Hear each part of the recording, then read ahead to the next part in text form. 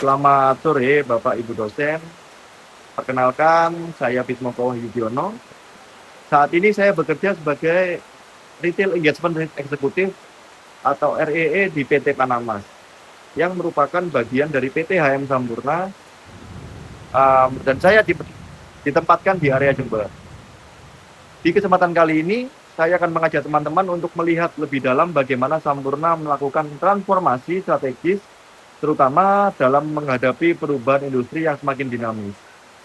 Kalau kita mundur sedikit ke belakang, Sampurna ini bukan perusahaan yang baru muncul.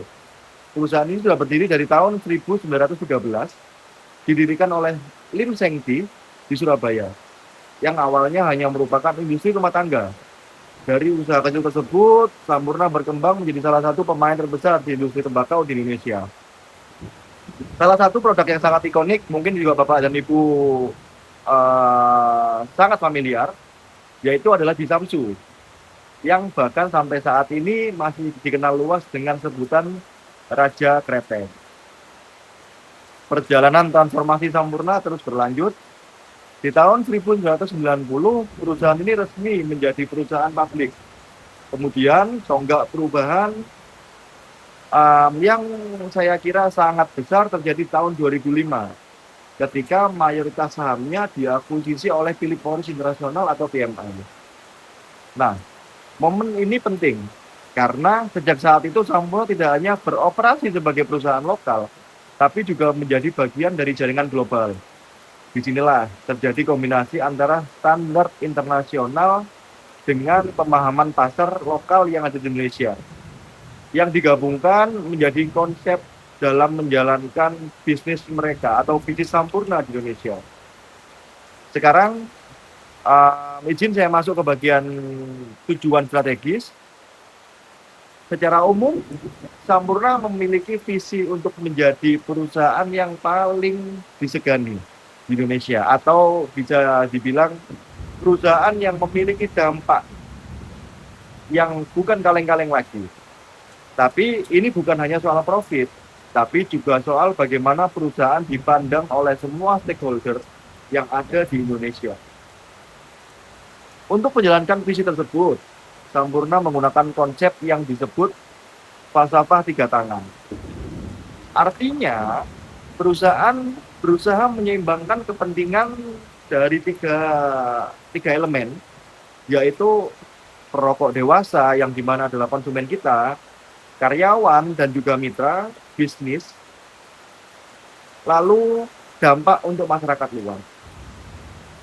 Menariknya, di tengah tantangan industri yang seperti ini, Sampurna juga menetapkan arah strategis yang cukup berani, yaitu menuju smoke free future atau masa depan bebas asap.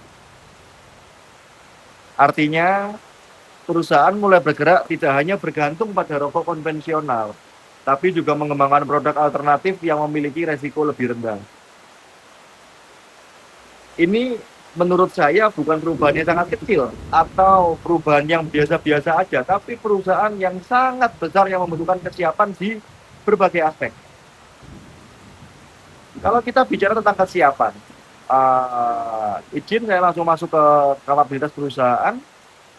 Dari sisi investasi, sejak bergabung dengan PMI, total investasi yang sudah masuk ke Indonesia kurang lebih mencapai 6,4 miliar dolar.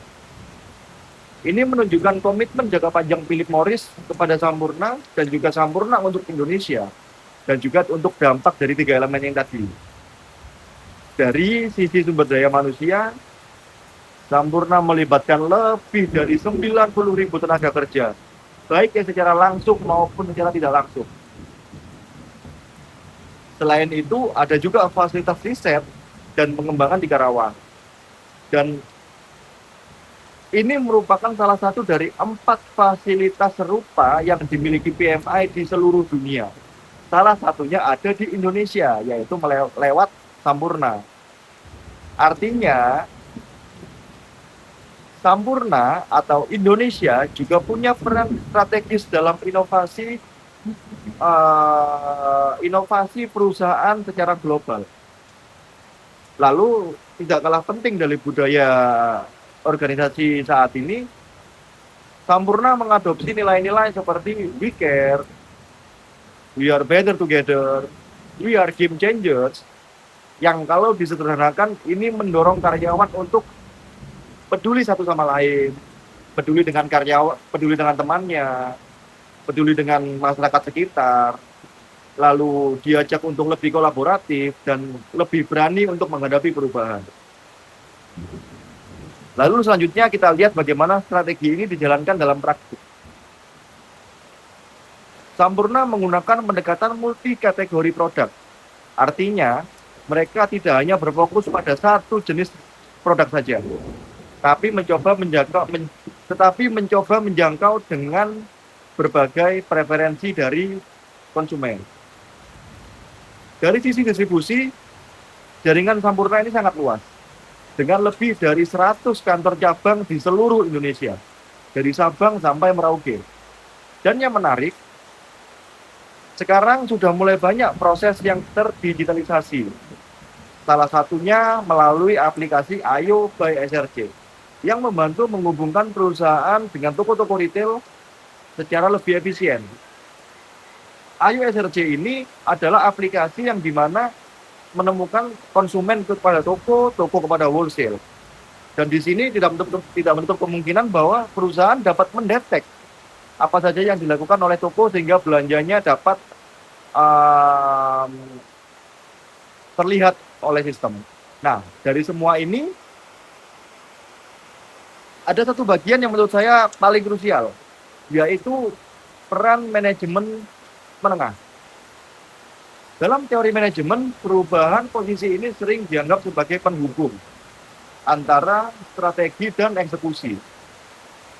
Di Sampurna, manajemen menengah berperan sebagai campaign agent atau bisa dibilang sebagai motor penggerak di lapangan.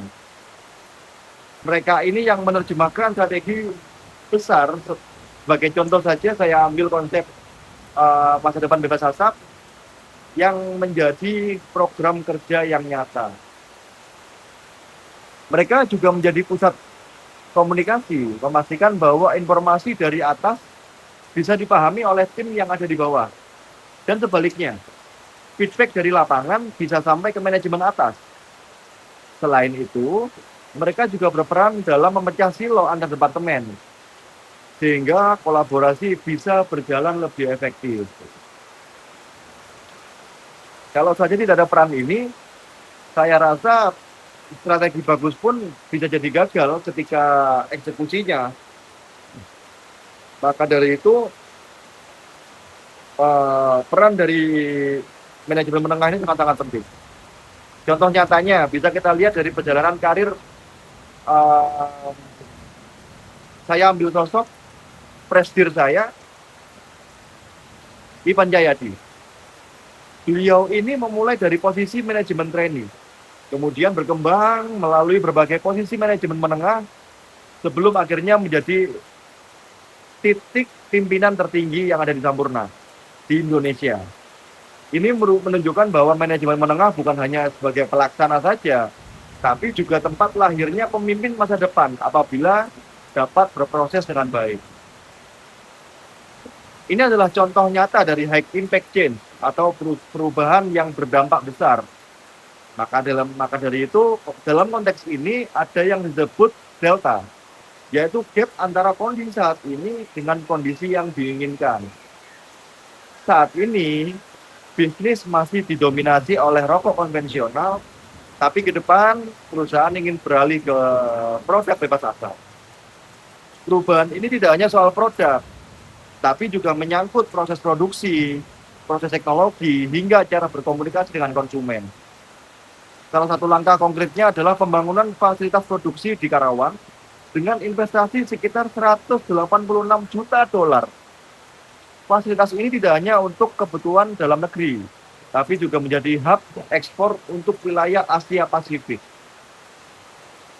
Selain itu, perusahaan juga harus menyiapkan SDM yang capable, termasuk melatih ratusan tenaga ahli untuk mengoperasikan teknologi yang baru. Maka dari itu, di titik ini peran manajemen menengah kembali sangat penting, terutama dalam menjaga atau mengelola perubahan dan mengurangi resistensi dari karyawan. Karena pada dasarnya setiap perubahan besar pasti ada tantangannya. Selanjutnya, kita lihat bagaimana strategi ini dikaitkan dengan program keberlanjutan. Sampurna memiliki program Sampurna untuk Indonesia yang berfokus pada kontribusi sosial.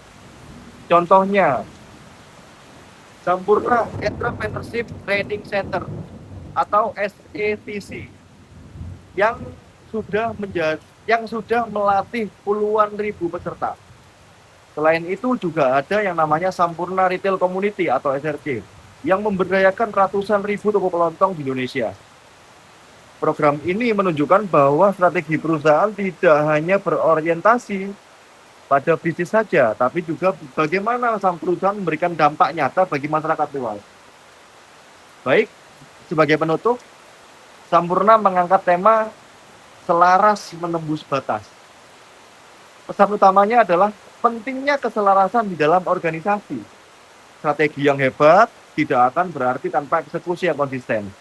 Dan disinilah peran manajemen menengah menjadi sangat vital. Mereka memastikan bahwa setiap rencana berhasil dijalankan dengan memberikan hasil. Dari keseluruhan pembahasan ini, kita bisa lihat bahwa transformasi strategis bukan hanya soal perubahan arah, tapi juga soal kesiapan organisasi, budaya, dan manusia yang ada di dalamnya. Sampurna menjadi contoh bagaimana perusahaan besar bisa tetap relevan dengan terus beradaptasi dengan perubahan. Sekian dari saya. Terima kasih Bapak Ibu